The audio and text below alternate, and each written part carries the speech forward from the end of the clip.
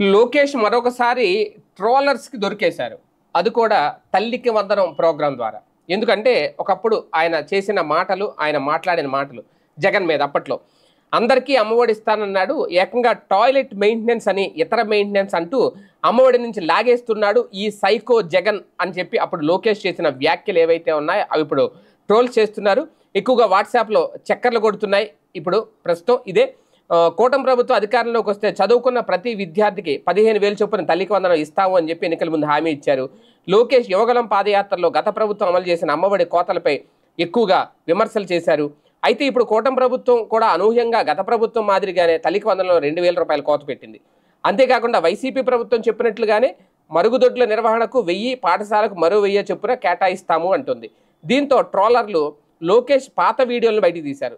అప్పుడు కోతలు లేకుండా ఇస్తామని చెప్పి ఇప్పుడు కోతలు విధిస్తున్నారు అంటూ విమర్శలు గుప్పిస్తూ పాత వీడియోలను వైరల్ చేస్తున్నారు.